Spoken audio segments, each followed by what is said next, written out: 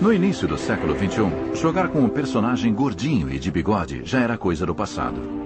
Novos consoles como o Sony PlayStation revolucionaram a indústria.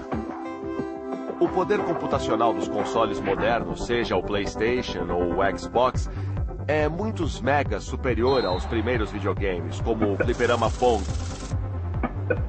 É a mesma coisa que comparar a tecnologia moderna dos arranha-céus com monumentos de pedra. Eu me lembro de ter jogado um game chamado Tecmo Bowl sobre futebol americano. Era um jogo muito envolvente, mas não era tão sofisticado do ponto de vista do visual e da sensação. E não parecia um jogo real da Liga de Futebol Americano. Com os games de hoje em dia, principalmente o Madden Football da Electronic Arts, se você passar pela sala sem prestar atenção, pode até pensar que é um jogo de verdade passando na TV. Que jogada sensacional! Os gráficos detalhados e de alta fidelidade transformaram o jogador de videogame em ídolo do esporte. Não importa qual seja o seu talento físico, ele é capaz de dominar qualquer esporte virtualmente. Os novos games de esportes dão ao jogador uma sensação de poder, como se fossem heróis, porque de repente você tem o rosto dos jogadores e os seus nomes. O jogo é muito realista e a escalação está toda ali. O jogador consegue movimentar os atletas como se fossem soldadinhos de brinquedo num campo de batalha. E essa é uma experiência inebriante. Vamos acompanhar o lance de perto. A Electronic Arts tem um slogan para os games esportivos. Se está no esporte, está no game. A origem dessa frase está na minha paixão pela autenticidade. Para que os personagens do videogame se movam como atletas de verdade, os desenvolvedores utilizaram a captura de movimento, um método tecnológico apropriado de Hollywood. A captura de movimento é um processo no qual você coloca marcadores em uma pessoa para depois capturar os dados do movimento.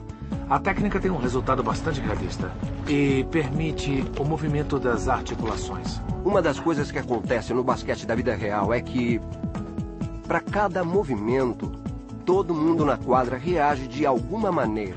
E a Electronic Arts quis tirar proveito disso. Eles capturaram o movimento de 10 jogadores de uma vez dentro da quadra, além das capturas individuais de movimento que estavam fazendo.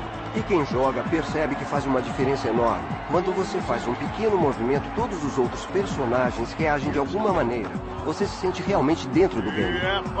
Hoje em dia existe tanto poder computacional que os cenários são renderizados de uma forma quase hiperrealista.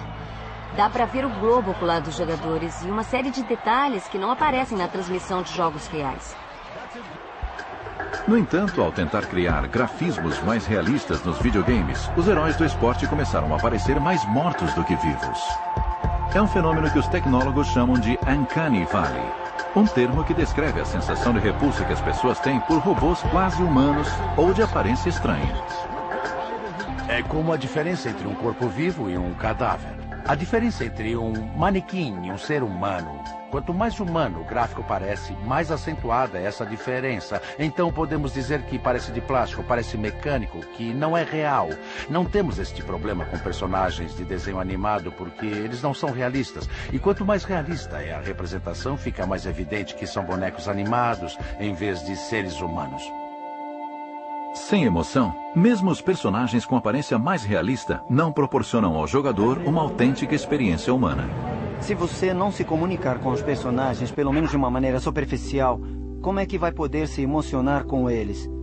Você não vai ter problemas em matá-los e em capotar os seus carros virtuais. Mas quando você fala com as suas próprias palavras e eles conseguem ouvir, uma conversação real acontece. E assim, você pode se sentir mais comovido a ponto de chorar enquanto interage com eles.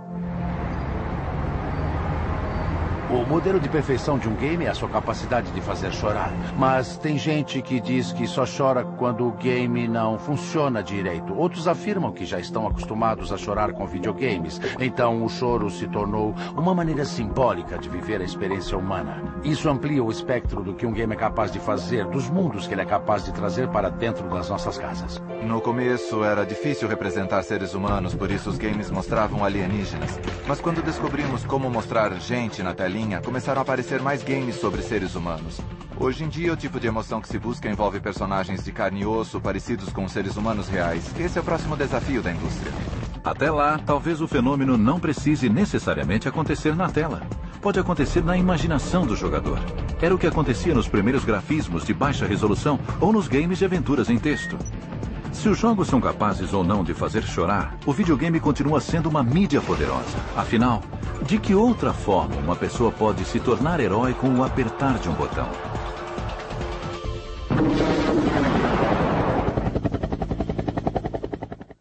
Versão brasileira Vox Mundi.